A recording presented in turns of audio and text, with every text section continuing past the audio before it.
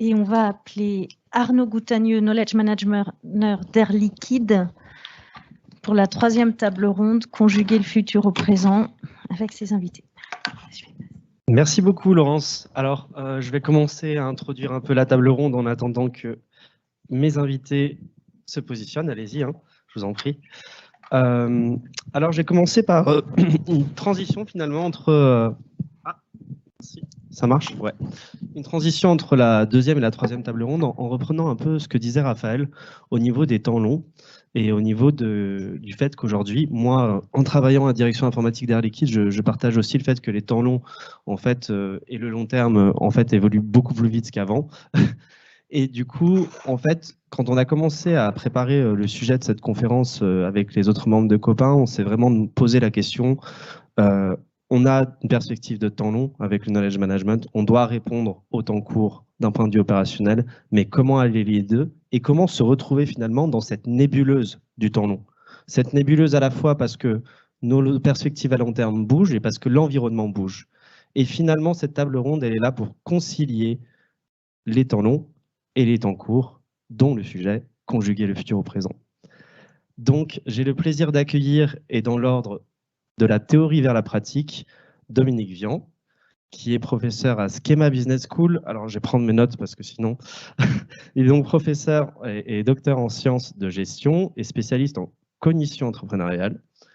Je vais également accueillir Ziryab Marouf, qui est directeur de la collaboration et du digital au sein d'Orange. Et enfin, France des Nouveaux, qui est DRH adjointe de Vulcain Engineering. Et donc, on va tout de suite rentrer dans le vif du sujet. Dominique, à vous la parole. Comment conjuguer le futur au présent? Merci de m'avoir invité. Je suis très honoré de pouvoir parler un petit peu de mes travaux de recherche. Alors, il y a un slide. En fait, moi, j'ai qu'un seul slide à vous présenter. Ah, donc, c'est pas compliqué. Voilà. Donc, c'est de faire le point sur un principe qui consiste à dire que la façon d'envisager le temps dépend beaucoup de notre manière d'envisager le futur. Et on ne réfléchit pas probablement assez sur les 4 manières d'envisager des futurs. Alors, ce n'est pas moi qui les ai inventées, ces 4 manières, mais il s'agit d'un auteur qui s'appelle Will Bank et qui a produit une matrice que moi-même j'ai trouvée très intéressante parce qu'elle considère, si vous voulez, 4 cases qui sont organisées sur 2 dimensions. La première, c'est de considérer est-ce que j'ai la possibilité de prédire ce qui va se passer. Et donc, on a effectivement 2 cas, c'est-à-dire ce que je peux prédire ou je pense que je ne peux pas prédire. Ce qui est intéressant, c'est que dans le vocabulaire qu'on utilise, c'est « je pense ». Donc, ça fait référence à une croyance. C'est-à-dire que je crois ou je ne crois pas que je peux prédire. Le deuxième axe, en fait, c'est un axe qui considère qu'on a un contrôle sur ce qui va se passer, sur son environnement, ou au contraire, une absence totale de contrôle sur le fil des événements. Et de ces 2 axes, on arrive donc à définir ce qu'on appelle, en haut à gauche par exemple, ce qu'on appelle un futur anticipé. Donc ça, c'est un futur on va dire des gens, parce qu'en fait c'est une croyance, donc elle est plus ou moins partagée, mais en tout cas un groupe considère qu'un futur va arriver, il est anticipable, et donc la question qui se pose, c'est que si ce futur ne va pas manquer d'arriver, je dois me positionner par rapport à ce futur, et comme il va arriver, je n'ai pas le contrôle sur ce qui va arriver. Et donc, je dois reprendre la main par un positionnement. Alors, en entreprise, c'est quand même fondamentalement le futur sur lequel vous avez la plupart du temps l'habitude de travailler, à savoir qu'il y a des données de l'environnement qui vous sont communiquées à travers des études de marché, par exemple, des business plans, et qui confèrent en quelque sorte une sorte d'objectivité à ce qu'il peut arriver. La deuxième case en haut à droite, qui correspond donc à un futur qu'on peut prédire et qu'on peut contrôler. On peut contrôler le fil des événements. On l'appelle futur souhaité. Alors le futur souhaité, c'est une autre manière d'en parler, c'est ce qu'on appelle l'approche visionnaire. Un bon exemple pour le qualifier, c'est Elon Musk, qui n'a pas fait de business plan, il n'a pas fait d'études de marché, et il nous dit on va aller tous vivre sur la planète Mars. Voilà. Alors là, ça part, si vous voulez, d'une volonté du boss, on pourrait dire, qui doit être, on va dire, il faut convaincre les autres que cette subjectivité, elle pourra un jour se transformer en réalité et qu'elle générera suffisamment d'adhésion pour que les gens le suivent. Mais donc on a effectivement cette classe de futur qui est en fait issue au départ d'une subjectivité, mais qui n'a pas nécessairement d'objectivité. En tout cas, on ne confère pas d'objectivité nécessairement à ce type de futur. Le troisième futur, en bas à gauche, il est ce qu'on appelle un futur adaptatif. Et donc là, si vous voulez, il a une caractéristique, c'est que, et je pense que le cas du Covid explique bien, c'est-à-dire que c'est un événement non anticipable qui est, on va dire, avec un contrôle assez limité de son environnement. Et on voit en fait que certaines entreprises dans la situation du Covid, alors certaines en ont tiré bénéfice. Je pense Microsoft, par exemple. Mais en tout cas, bon, les restaurateurs, évidemment, pendant un moment, ça leur a pas réussi. Et donc, ça veut dire que quelque part, là, on est dans du réactif. Et donc, la question fondamentale, c'est comment je réagis à ce qui m'arrive. Et donc, il n'y a même pas la question du positionnement. Donc, on va dire que l'action, elle est organisée autour d'un nécessaire, même si ça n'est pas suffisant. Du style, je suis restaurateur, j'ai plus de revenus. Si je loue mon local, c'est probablement utile parce que ça me fait baisser mon niveau de charge. Ça n'est peut-être pas suffisant, mais en tout cas, on prend le nécessaire, même s'il n'est pas suffisant, dans cette perspective-là. Et puis, il y a donc un nouveau, enfin, c'est pas un nouveau, ça a toujours existé, mais en tout cas, dans l'imaginaire, il n'est pas facilement envisagé. C'est ce qu'on appelle le futur co-construit. Et le futur co-construit, ça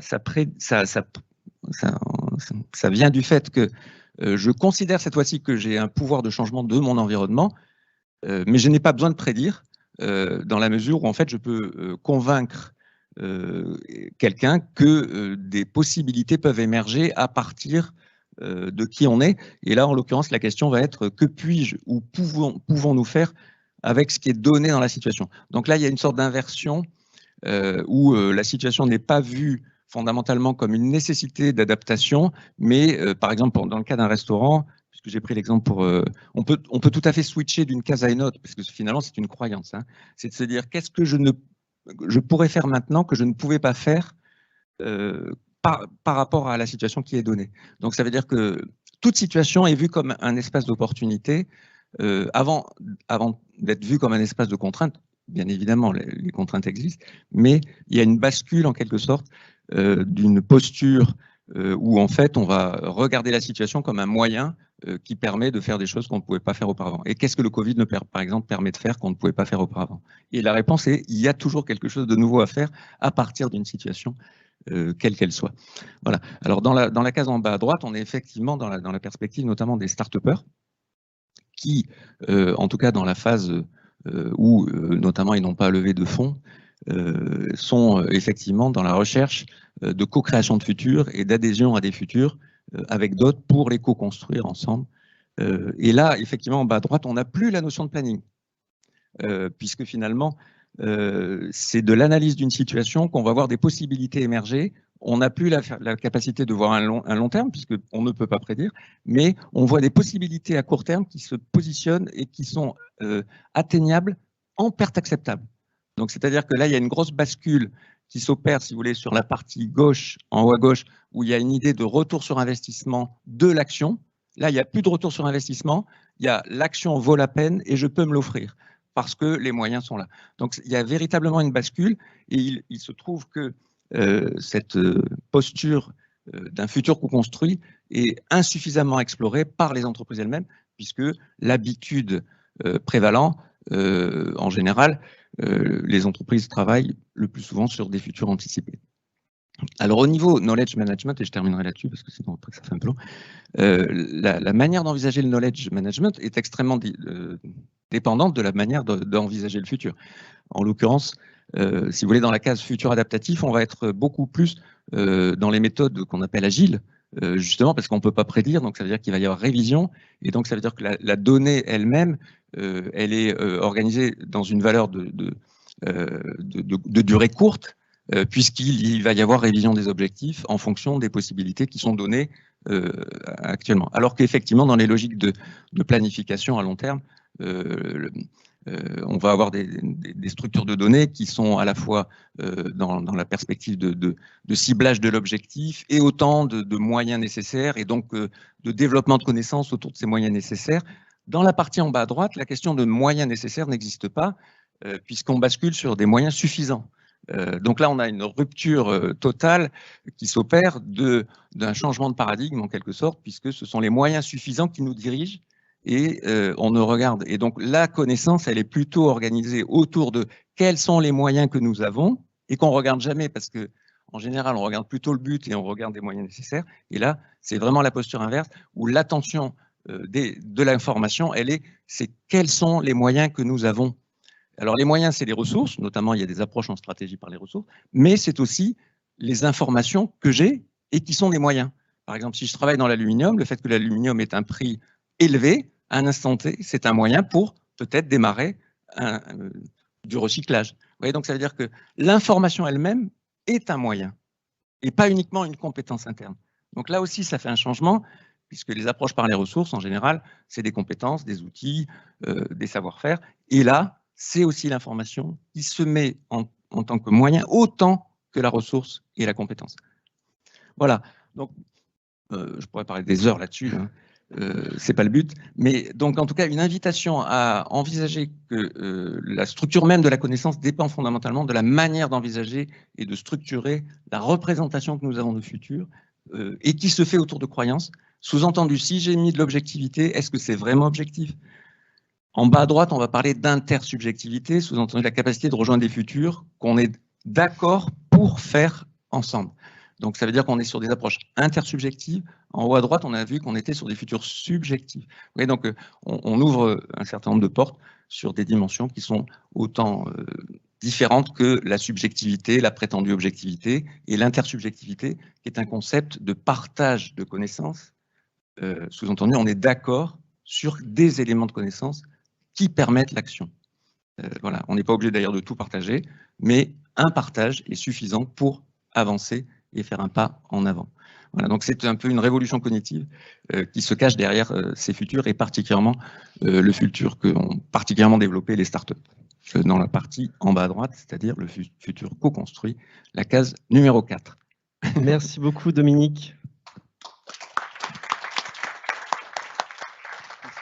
Je pense que ça doit faire écho à beaucoup de personnes, la notion de futur co-construit et peut-être une mise en perspective envers les stratégies de nos entreprises est intéressante. Maintenant, on va passer et donner la parole à Ziriel, qui va donc un peu plus rentrer dans le vif du sujet du KM.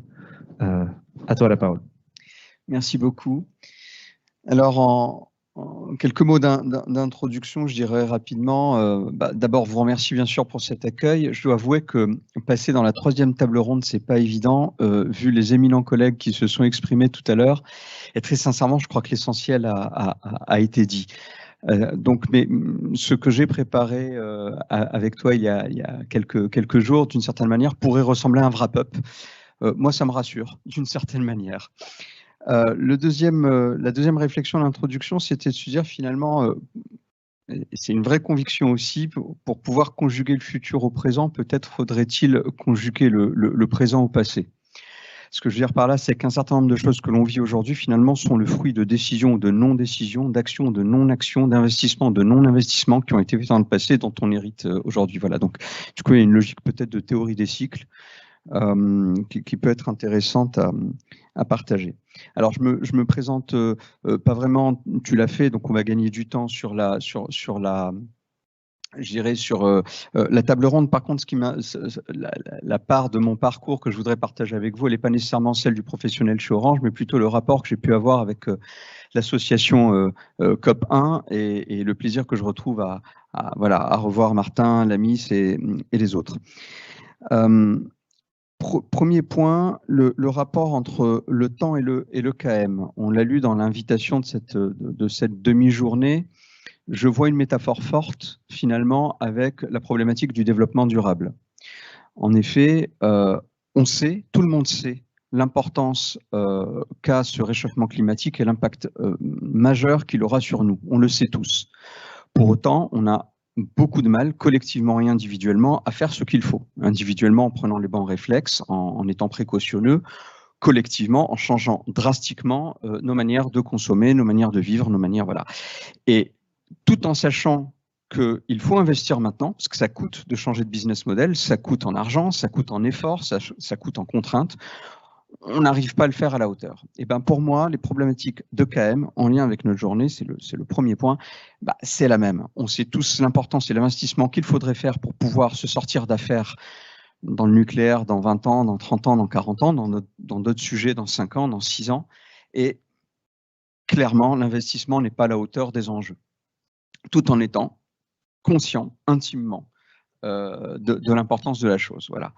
Là, je ferai un petit clin d'œil à l'introduction de la journée tout à l'heure avec les changements de management et d'organisation qui parfois remettent en question des programmes qui, eux, devraient s'inscrire dans le temps long.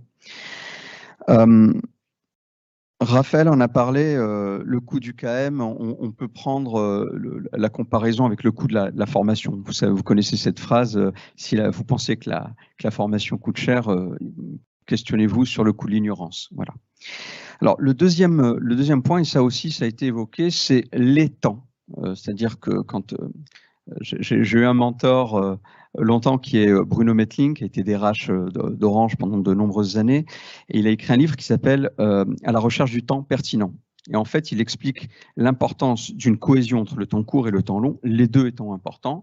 Il ne faut pas nier le temps court, les quick wins, les choses sur lesquelles il faut agir tout de suite et rapidement, mais il ne faut pas non plus que les logiques court-termistes empêchent de faire des choix et des investissements durables. Et donc, dans cette idée-là, moi j'ai retenu qu'il y a des temps.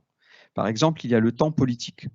Le temps politique ou stratégique, c'est pas du tout péjoratif dans ma bouche. Le temps politique, c'est quand la gouvernance de l'entreprise prend en main un sujet, décide d'investir, de mettre une organisation, de nommer des gens, de communiquer autour des actions à mener, voilà, et donc de développer finalement une stratégie. Ensuite, il y a le temps de l'action, c'est-à-dire qu'entre le temps où on décide et le temps où on fait, dans un temps qui se raccourcit de plus en plus, ça va souvent trop lentement, mais il y a un temps où finalement les choses sont organisées, les financements sont faits, le logiciel est installé, enfin bref, les actions sont menées. Et puis, il y a le vrai temps, le dernier, le troisième, celui où ça prend, celui où ça devient une réalité du quotidien, un réflexe du quotidien. Vous prenez la parabole d'une mise en place d'une politique de KM, entre le temps où je décide de le faire, d'organiser, d'investir, le temps où je me dote des bons outils et le temps où finalement, en bout de chaîne, l'utilisateur lambda trouvera la bonne réponse à sa question quand il en a besoin, ça devient une maturité collective, ce temps-là est beaucoup plus long. Voilà. Et donc ces trois temps ont un peu de mal à se conjuguer. Autre point, mon propre rapport au temps, et ça aussi ça a été évoqué par Patrick tout à l'heure, on n'est pas le même à chaque âge, on évolue, donc notre propre rapport à ce qui est urgent et ce qui est moins évolue. Alors, pour la petite anecdote, il y a une dizaine d'années, avec copains, on avait eu la chance de participer à un ouvrage collectif qui consistait à questionner un peu le KM à l'ère 2.0 à l'époque, le terme était très à la mode, donc évolution dans l'entreprise 2.0. Et je me souviens, quand je travaillais sur ma quote-part là-dessus avec les collègues, ma conviction, c'était que le KM avait longtemps été basé sur la gestion électronique des documents bien indexés et que la véritable révolution, on est en 2012, pour moi, c'était de passer des savoirs aux sachants. C'est-à-dire que pour moi, il fallait plutôt identifier le sachant plutôt que d'identifier le savoir. Et pour la blague, j'évoquais le fait de tomber, par exemple, sur la théorie de la relativité d'Einstein. Ça me ferait une belle jambe de tomber sur son PDF où il y a sa description. Je n'y comprendrais rien, alors qu'au contact d'Albert, peut-être que j'aurais plus de chance d'avoir au moins les enjeux. Et voilà. Et puis, cette révolution, je dirais, du numérique dans nos entreprises qui, depuis au moins 10 ans, s'est accélérée grandement. On en a beaucoup parlé avec la Miss au fur des conversations. Finalement, elle a amené un certain nombre de changements de paradigme ou d'accélération. Le formel et l'informel. C'est-à-dire qu'avant, il fallait tout structurer, tout hiérarchiser, tout valider. Et puis, les plateformes de collaboration très réparties font que chacune est producteur d'informations. Ça a beaucoup d'impact positif sur l'engagement, sur l'expression, sur le partage des connaissances. Ça a aussi beaucoup d'impact un peu moins positif. Et là, c'est un petit peu la parabole de Raphaël du désert et de la jungle. C'est-à-dire qu'on se retrouve aussi avec une infobésité. On ne sait pas qu'est-ce qui est obsolète, qu'est-ce qui ne l'est pas, qu'est-ce qui est pertinent, qu'est-ce qui est un avis et qu'est-ce qui est une vérité. Et ça pose beaucoup de soucis. Et du coup, pour autant, le lien entre le formel et l'informel est fondamental. Parce que dans le partage des connaissances dans le temps long, il y a évidemment ce qui est absolument fondamental pour l'entreprise, et puis il y a aussi cette culture qui doit perdurer, se transmettre de bouche à oreille. Ça aussi, ça a été évoqué par mes prédécesseurs. Alors, face à cette révolution collaborative qui s'accentue encore plus aujourd'hui avec le Covid et on en a parlé avec les grandes plateformes nouvelles et post-nouvelles, finalement, je reviens sur mes convictions en me disant que je vois avec l'âge beaucoup de collègues partir ou préparer leur départ. Et donc, identifier les sachants, c'est bien, mais finalement, comment on reste en contact avec eux quand ils ne sont plus dans la structure. Et là aussi, Gilles en a parlé avec la vidéo.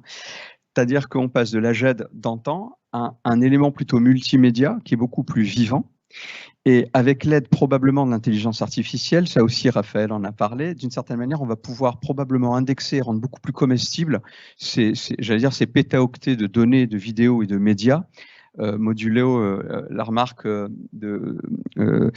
qui a été faite sur le fait de pouvoir perdurer, de faire perdurer l'accessibilité à ces contenus dans le temps. Voilà, et puis un dernier point, parce que le temps file, un contexte orange, parce que là je vous ai parlé de mes convictions, de mon rapport à Copain, de mon rapport au KM, à la réflexion. Alors là en ce moment c'est une anecdote d'une certaine manière, mais qui de mon point de vue met le doigt un peu sur ce que l'on évoque et ce que l'on vit. On a investi, beaucoup d'entre nous, il y a une dizaine d'années, sur des plateformes de réseaux sociaux d'entreprise, sur des plateformes collaboratives. Et ces plateformes aujourd'hui, après avoir vécu leur vie, après avoir été vraiment déployées à grande échelle, sont remises en question par de nouvelles plateformes plus modernes.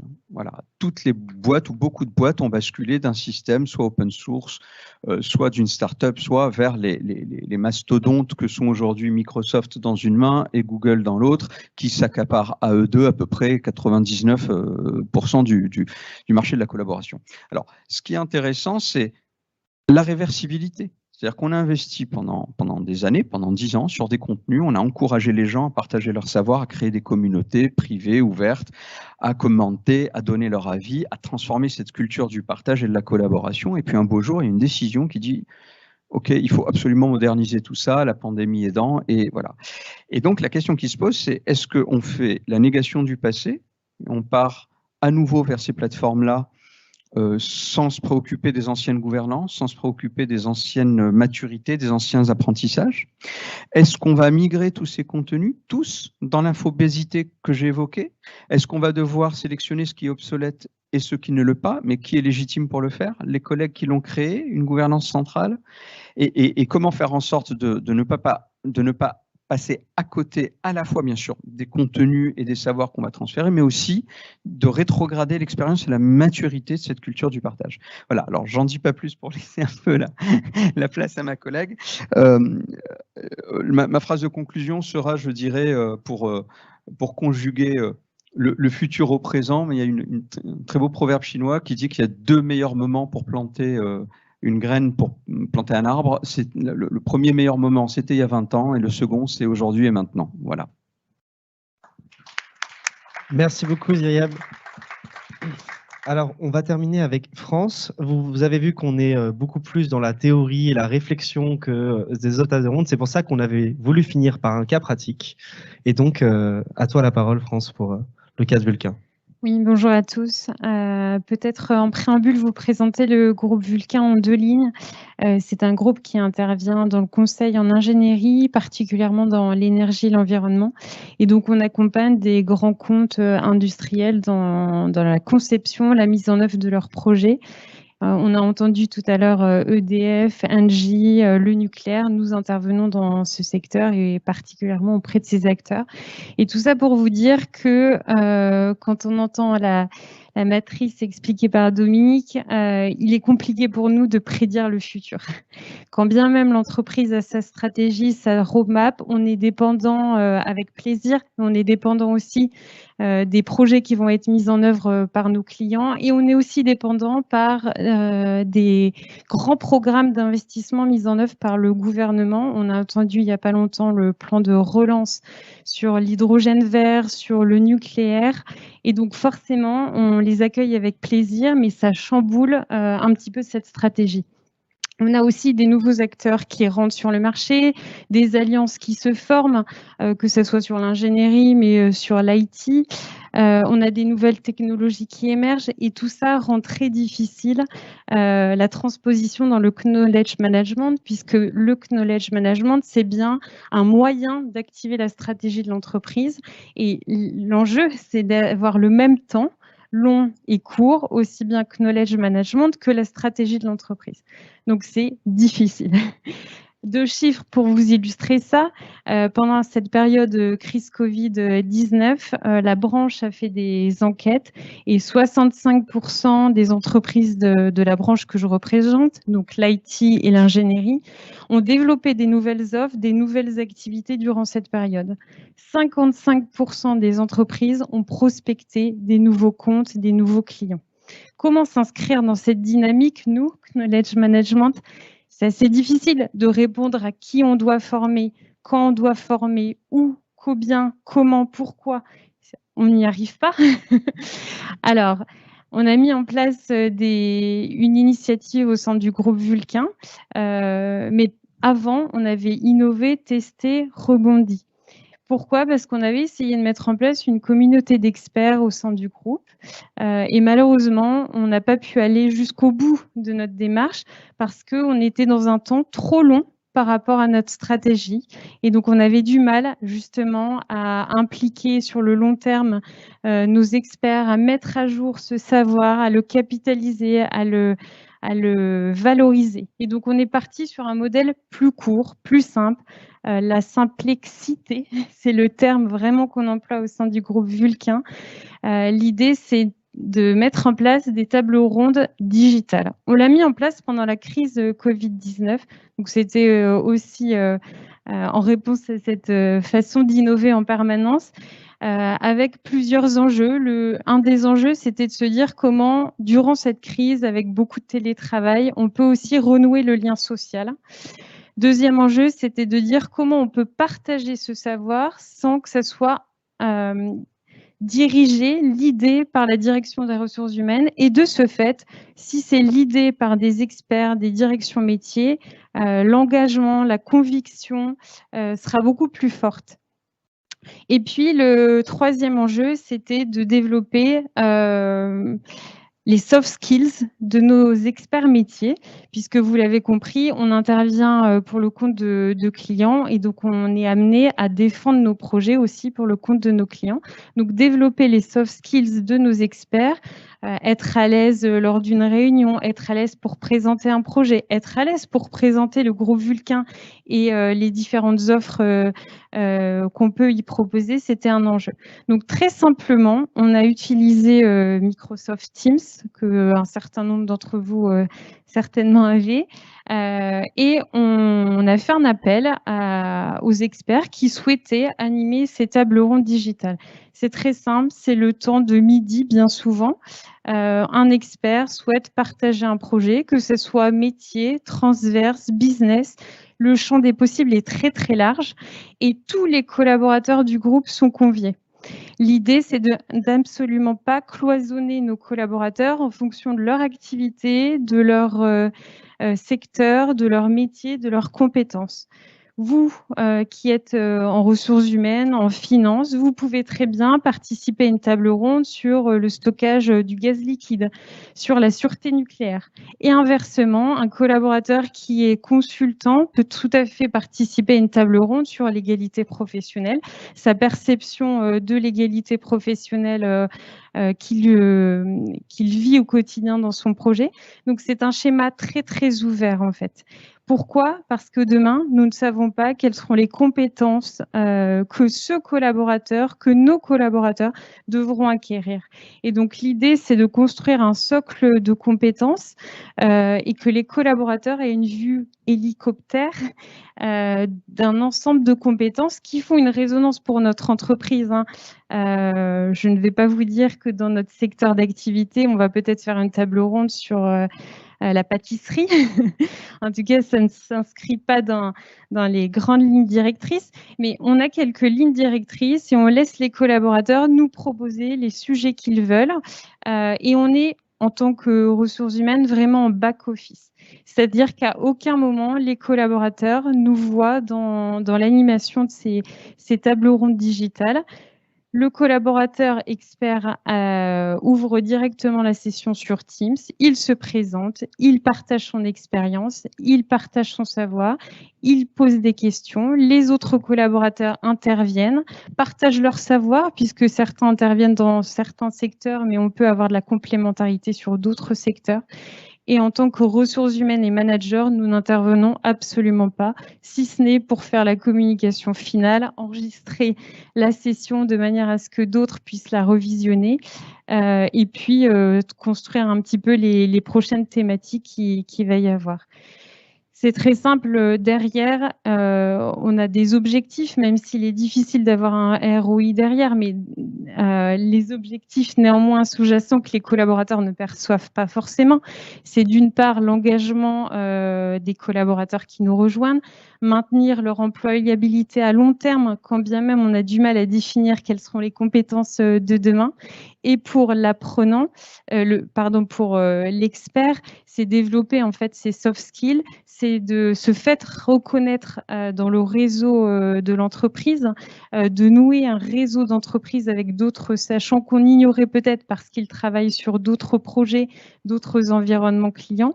Et puis pour l'entreprise, c'est avant tout de maintenir un niveau de compétence, un socle de compétences de nos collaborateurs et travailler sur la polyvalence.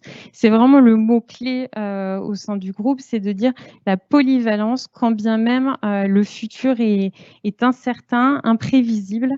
Et donc, c'est d'ouvrir le champ des possibles à tout à chacun à travers ces tables rondes digitales.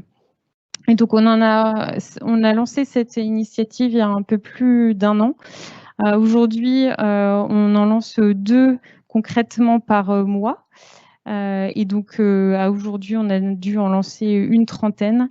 Et alors, ce taux va peut-être vous paraître perturbant, mais pour nous, il est tout à fait satisfaisant. C'est-à-dire qu'on a environ 20% des collaborateurs qui se connectent à ces tables rondes digitales, sachant que c'est le temps de midi, que nos collaborateurs interviennent dans des environnements clients qui sont différents, éloignés, que l'accès parfois au digital n'est pas possible, qu'ils n'arrivent pas forcément à se libérer parce qu'ils ont des projets aussi le temps de midi, et que le sujet ne fait pas forcément de résonance pour tous. On a des sujets qui apportent, qui ont plus l'adhésion que d'autres, mais au contraire, l'idée, c'est de laisser la place à tous les sujets. Et donc, pour nous, environ 20% de connexion, c'est tout à fait satisfaisant. Et ce qui nous plaît, c'est que les collaborateurs se manifestent d'eux-mêmes pour proposer des sujets et embarquer leurs collaborateurs et leurs collègues dans cette démarche d'inclusion, quel que soit son secteur, quel que soit son métier. Voilà. Merci beaucoup, France. Alors, vient le moment des questions. Est-ce qu'il y a des questions? Il y en a une là-bas, apparemment. Laurence, tu veux récupérer le micro, peut-être? On ne sait pas qui va répondre. Je vous passerai le micro. Merci. Oui, bonjour, je suis Michel Plus, je suis forestier dans la jungle documentaire chez Orange. Et j'aurais la question par rapport au passage du savoir au sachant. Est-ce que ça mène pas en fait à une réflexion en disant est-ce que c'est la disparition de l'écrit, enfin, de l'écrit ou de l'oral via la vidéo, mais est-ce que c'est la disparition du document? Et en effet, est-ce que le développement de ces technologies de communication qu'on utilise dans tous nos usages professionnels ou personnels, c'est pas revenir, passer de l'imprimerie, on était content de l'imprimerie où on pouvait partager le savoir via le document, on revient au bouche à oreille de nos civilisations primitives, avec toute la vacuité des échanges de communication. On voit par exemple le problème du changement des formats, des outils de communication, alors que le document, est-ce qu'on ne peut pas maintenir un format plus périn, des savoirs avec des formats qui sont plus structurés et donc plus facilement maintenables au travers du temps? Alors, qui souhaiterait répondre à ces questions?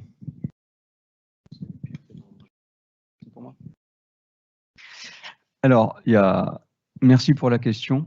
À cette heure-ci, c'est sympa, il faudra à peu près 45 minutes pour traiter vraiment toutes les facettes. Donc, je vais essayer d'aller vite. Alors, ça aussi, ça a été évoqué, je trouve, tout à l'heure. Quand on parle de passer des savoirs aux sachants, en fait, derrière ce concept, il y avait un autre concept très intéressant qui était celui de l'identité enrichie. Je m'explique, l'individu avant, dans l'entreprise, était considéré en fonction de sa fiche annuaire. Il est chef de projet dans telle équipe à tel endroit. L'identité enrichie, à la main du salarié, lui permettait de décrire beaucoup plus son expérience, sa transversalité, ce qu'il fait aujourd'hui, mais ce qu'il fait aussi aujourd'hui à l'extérieur de l'entreprise. Par exemple, en étant trésorier de l'association COP1, au hasard, des compétences, je dirais, de comptabilité qui ne sont pas nécessairement connues dans son poste. C'est d'écrire son parcours, toute l'expérience qu'il a pu avoir hier et qui peuvent donner du crédit à ce savoir qu'il exprime ou qu'il partage. Donc on est passé d'une logique de fonction, c'est-à-dire je suis responsable de aujourd'hui et maintenant, à une logique beaucoup plus enrichie qui prend tout le contexte de la personne, son expérience, son passé, etc. Et de ce fait, pour moi, ce qui est en train d'arriver au document, c'est un peu la même chose. C'est-à-dire qu'avant, la notion de document était unitaire, c'était un fichier avec un nom formaté et machin. Aujourd'hui, on rentre dans une logique plutôt de contexte ou d'écosystème. Ce n'est plus un document, c'est un média. Et derrière le média, c'est pas juste un média.mp4, une vidéo, c'est l'auteur, c'est potentiellement des références, c'est potentiellement des liens vers d'autres documents. Et puis, je reviens à l'intelligence artificielle. Je vais prendre un exemple trivial, mais aujourd'hui, grâce aux plateformes Microsoft de Raphaël, on a la possibilité de s'exprimer et de présenter un document qui est en temps réel traduit et interprété par une intelligence artificielle dans d'autres langues. Et donc, du coup, ce n'est pas le document originel, c'en est un autre, mais il est développé à la volée. Voilà. Alors, sans durer trop sur cette question, j'entends juste que pour moi, le caractère de contexte qui a été évoqué par Gilles tout à l'heure et le caractère de protéiforme prend tout son sens. Elle a pris son sens pour l'individu dans la manière dont l'entreprise le considère. Je pense qu'elle est en train de prendre tout son sens dans le savoir qui ne s'exprime pas à travers un document unitaire, mais à travers finalement un écosystème de savoir. Voilà. Alors pour la seconde question, excuse-moi, je l'ai zappé, je l'ai oublié. Attends.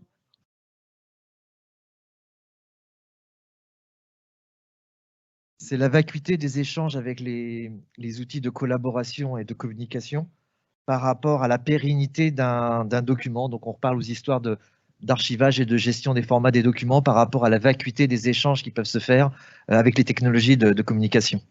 Oui, c'est une vraie question. Alors, pareillement, il faudrait une demi-journée pour y travailler. En deux mots, ma réaction là-dessus, enfin, je ne sais pas si France veut réagir ou Dominique, mais en deux mots, je dirais qu'en effet, c'est un vrai sujet. Alors, c'est à la fois le sujet de l'archivage, c'est le sujet du versionning, puisque quelque chose qui s'est beaucoup développé ces derniers temps, c'est non pas juste d'avoir la dernière version, mais d'avoir aussi les versions précédentes disponibles. C'est la question de la compatibilité entre les systèmes, c'est aussi ce que tu évoquais. Et enfin, moi, une autre préoccupation qui est très en lien avec notre journée, avec cette métaphore du développement durable, c'est aussi le Green IT, parce qu'il y a un point qu'on n'a absolument pas évoqué, c'est que cette génération de documents pluriformes, médias et autres, est vraiment exponentielle en termes de stockage. surtout quand tu conjugues ça aux versions précédentes que tu gardes pour pouvoir revenir en arrière, et qui pose un vrai problème, je dirais, de priorisation de ce qu'il faut garder, de ce qu'il faut supprimer, avec la question de qui est légitime, encore une fois, pour faire cet arbitrage. Voilà ce que je peux répondre, je dirais en 2 mots là-dessus, mais il faudrait qu'on en parle plus longtemps, je pense.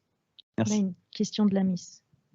En fait, j'ai une question et une petite remarque pour voir un peu le changement et la transition, comment il faut continuer à la fois écrire à la connaissance. Et on s'est rendu compte à la SNCF, avant, on faisait un truc et astuce, tout bête.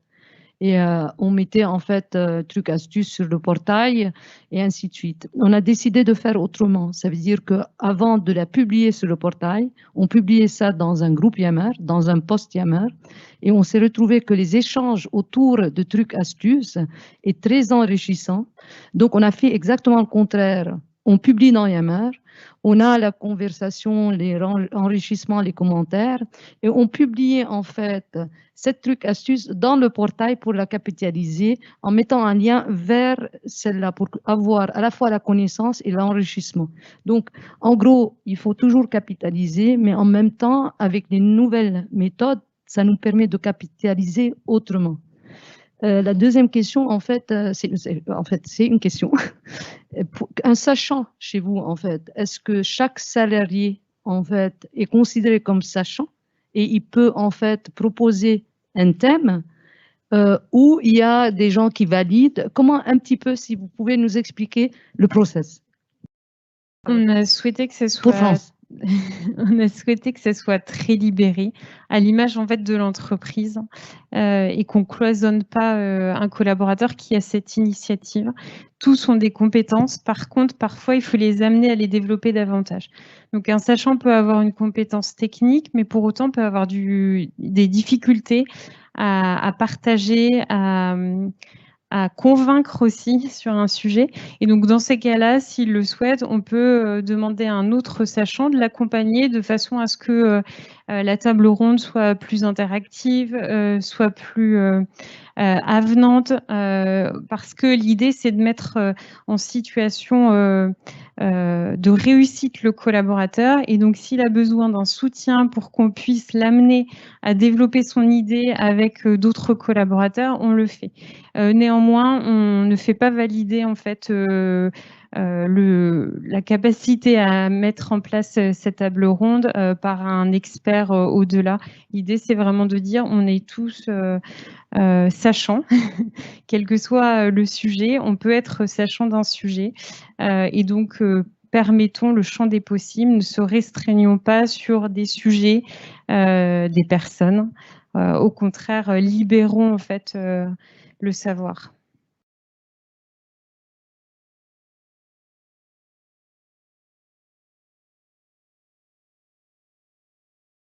Bonjour, Alain Berger, Ardence. D'abord, merci pour ces interventions. L'image du désert et Socioslag est magnifique en Namibie ou la jungle. La mise à disposition de médias pour pouvoir permettre à des gens de s'exprimer et le temps qu'il faut pour faire de la connaissance, c'est un petit peu le thème de ma question. C'est-à-dire qu'on parlait de vacuité dans les échanges. Quand on est au CEA, la connaissance, ça vient pas tout seul. Il y a une notion d'effort, il y a une notion de travail, il y a une notion d'échange avec des pairs. Moi, j'ai échangé aussi il y a quelques années avec un expert du CEA qui se plaignait avec un autre groupe d'experts internationaux du fait que des publications scientifiques étaient plus valides maintenant. Elles étaient creuses, elles étaient infondées. Donc c'est bien de pouvoir permettre à tout le monde de s'exprimer pour avoir la capacité de donner des retours d'expérience, des éléments d'attention, des éléments de justification par rapport à ce qui va être la constitution d'une nouvelle connaissance. Mais d'un autre côté, comment on fait pour éviter de se retrouver dans une jungle, dans un bruit où l'intelligence artificielle, bon, je J'ai fait une thèse sur cette thématique en 1990, et c'est pas les moteurs et les puissances machines qui vont donner du sens à de la sémantique. Ce sont les humains avec une validation de ces concepts. Donc, comment on fait pour préparer ce futur avec une bonne connaissance? C'est un petit peu l'objet de ma question ouverte.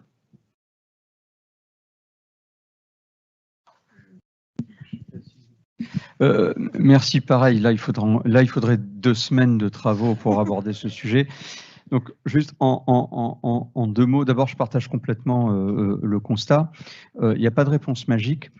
Pour moi, l'une des pistes, c'est encore une fois la bonne adéquation du formel et de l'informel. Dans certaines structures, on est passé du très formel, c'est-à-dire tout est matrice, tout est référentiel, à tout est social, au sens tout est échange contre échange, échange de pairs, rex, etc. En considérant que le monde nouveau, c'était celui-là, et en considérant aussi que de toute façon, le temps que le référentiel se construise et soit OK, il serait obsolète. Ça aussi, ça a été dit tout à l'heure. D'autres structures sont très rigides sur ces sujets et disent pas de social, seule la référence compte, seul le référentiel compte. Alors on peut avoir ce genre de logique soit quand les enjeux sont fondamentaux, je pense en effet au nucléaire, ou je pense à l'armée, ou je pense à des corps de métier finalement, où le droit de réserve est un fondamental et la norme, la règle est vraiment le mainstream. Même eux se sont transformés par ailleurs. Donc on a d'un côté le tout référentiel, le tout certifié conforme, on a de l'autre côté le tout échange, tout le monde est un sachant, tout le monde peut partager son... Mon intime conviction, c'est qu'il faut un équilibre des deux et que donner son avis sur une procédure ISO, qualité, ne veut pas dire qu'elle est remettable en cause dans sa version actuelle. Je peux donner mon avis, la questionner, la challenger, ça ne veut pas dire que la challenger la remet en question. Par contre, le fait que je puisse et qu'on puisse tous la challenger amènera probablement un upgrade de version, une révision de la version pour la passer à la version. Et voilà. Donc, pour moi, l'informel ne doit pas remettre en question la responsabilité, ne remet pas en question l'expertise, la compétence. C'est juste un bon équilibre pour faire participer finalement le plus grand nombre à un mouvement collectif. C'est une notion d'engagement. Voilà. Ça sera ma réflexion sur le sujet. En fait, il me semble que dans l'exemple que vous avez donné, c'est que en fait, si ça remet au centre le sachant, c'est le sachant qui résout le problème de la connaissance qui serait devenue obsolète, en fait. Puisque par nature, un sachant qui travaille sur quelque chose d'obsolète, ça n'a pas trop de sens. Donc, je crois que c'est une des raisons de plus d'aller dans ce sens-là, c'est tout. Merci. Je pense qu'on peut remercier tous les intervenants de la table ronde.